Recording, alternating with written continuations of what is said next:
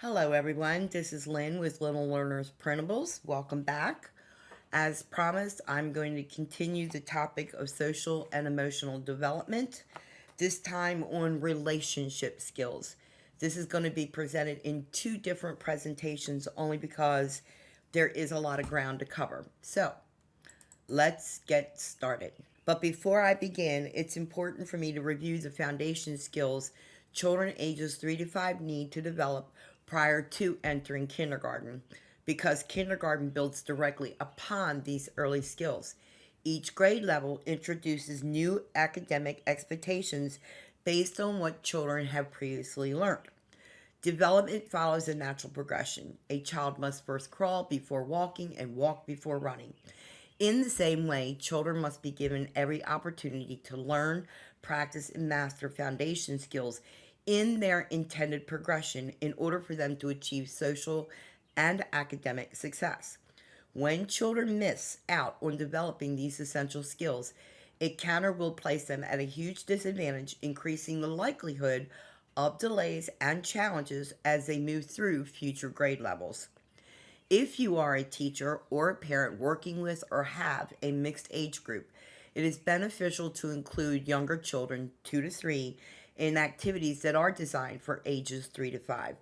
During free play, art time, dramatic play, circle time, or art, you may be surprised at how quickly younger children develop language skills when they interact and communicate with their older peers. Younger children naturally observe and absolutely love to imitate older children, which does support faster skill development across multiple areas. At the same time, older children will benefit as well. Helping younger peers builds their confidence and fosters a sense of pride and responsibility. This is going to create a positive learning environment where all children grow, making it truly a win win situation. Let's look at the list of foundation skills that children need for kindergarten readiness next. Children between 3 and 5 are typically taught over a 2 year preschool program. This would be around 50 weeks each year and are often organized around fun, engaging, and theme based units: dinosaur theme, fire department, doctors, pets, and more. Social and emotional development. This is going to cover relationship skills, including social problem solving, emotional knowledge, perspective taking, and personal responsibility. Next, self regulation. This includes self control of behaviors, emotions, and thoughts, concentrate on experiences, self and others, and executive function. Language and literacy will cover oral and letter knowledge, phonetical awareness, print knowledge, and writing. In mathematics, children will learn number knowledge, geometric and spatial knowledge, pattern knowledge, and measurement knowledge. Let's continue. Creative expression, appreciation of art, music, drama, and dance, knowledge of the creative process, and skills that support creative expression. Next is science, inquiry skills, including use of the five senses and tools, knowledge of living things, life cycles, animal habitats, earth, and space. In social studies, positive sense of self, appreciation of individuals and family, knowledge of social and physical environments, and the concept of time. Lastly, physical health. This includes good health practices and motor development, both gross and fine motor. Next. So, what are relationship skills? These are skills that help young children interact successfully with others. This includes learning how to share, take turns, cooperate, communicate their needs, build friendships, and solve simple social problems. For children 3 to 5, these skills are developing quite rapidly as they begin forming early friendships, engaging in group activities, and learning how to navigate conflicts in healthy ways. So, why are these skills so important? Because strong relationship skills help children feel safe, confident, and connected. When children know how to talk to their peers, work together, and express needs respectfully, they experience less frustration and more success in school and at home. Children with strong relationship skills also have better self regulation, improved communication, and stronger problem solving abilities. These are very essential for kindergarten readiness and long-term social and emotional health.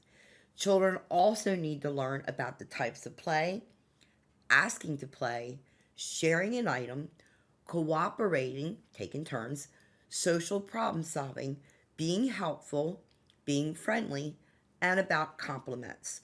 I typically don't touch on this subject, but I want to look briefly at key information related to social and emotional skills for children between the ages of 6 and 12 based on this topic, relationship skills. It is important to recognize a growing concern regarding social and emotional development in children beyond the age of 5. Increasingly, there are documented incidences of children between 6 and 12 demonstrating aggressive or harmful behaviors toward peers, adults, and younger children in schools, in homes, and community settings. In professional practice, there have been firsthand observations of older children engaging in bullying behaviors that escalate to physical harm and, yes, sadly, even death, sometimes followed by denial or justification of their actions. In some cases, there is also a noticeable lack of adult supervision or involvement to appropriately address these behaviors. This represents a serious issue that warrants immediate attention. These behaviors should never be overlooked or dismissed. Children exhibiting such challenges require support, guidance, and intervention. Several contributing factors may be involved, including an unhealthy home environment, exposure to trauma, a lack of early social and emotional skills development, or the presence of an undiagnosed developmental or medical condition. It is critical to understand that older children who are struggling with these behaviors are still capable of learning and developing appropriate social and emotional skills, much like younger children.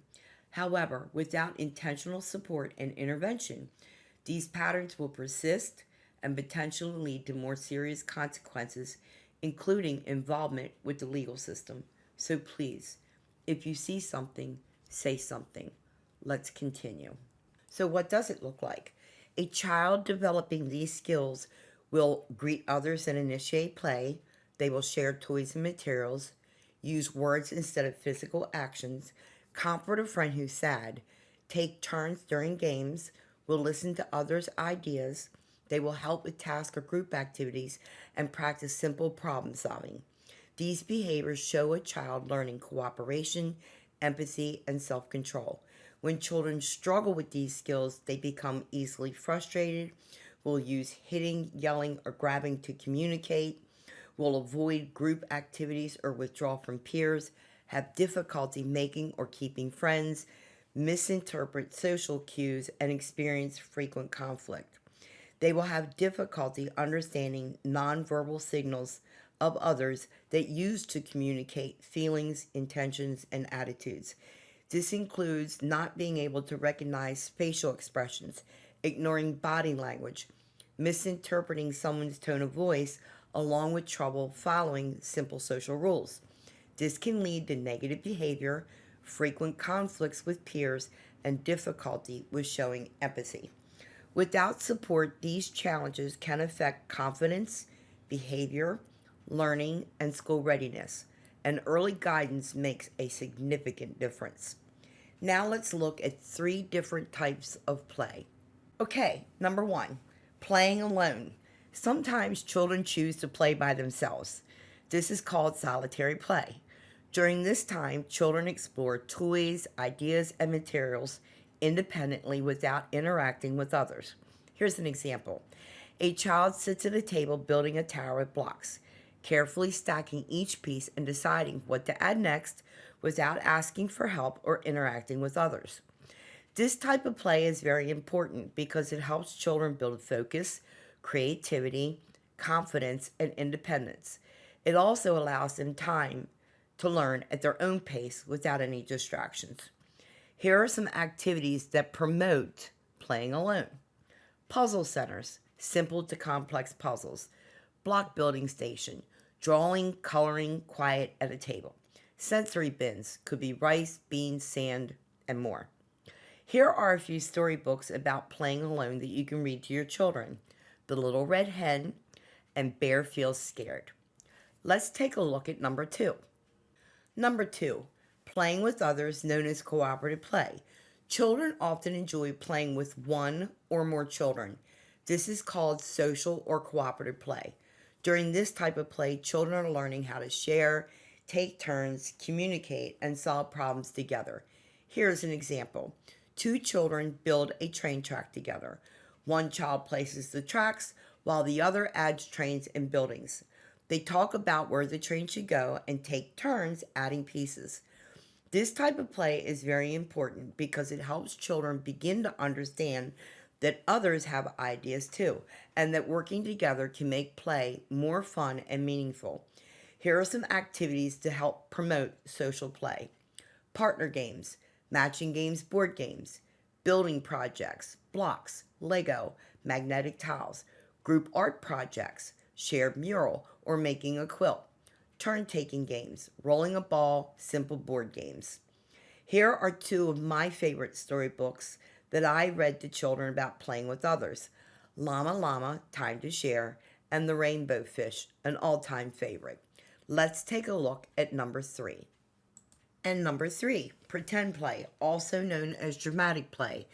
This happens when children use their imaginations to act out stories, roles, or experiences.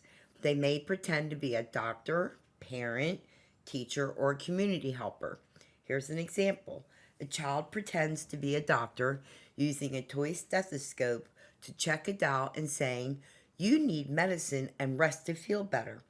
This type of play supports language development, creativity, problem solving, and social emotional understanding as children explore feelings and real life situations. Here are two of my favorite storybooks about pretend play: Not a Box and If You Give a Mouse a Cookie, one of my all time favorites. Let's look at activities that support pretend play next.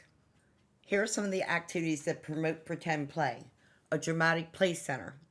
Here are some things that you should have in your dramatic play area: table and chairs, dishes and cups, pots and pans, utensils for eating and cooking, high chair and ironing board, washer and dryer, toaster and coffee pot, fake foods to include veggies, fruit, meats, and bread, fake canned goods and condiments, plush pets and pet bowls, dolls, dress up clothes, and prompts.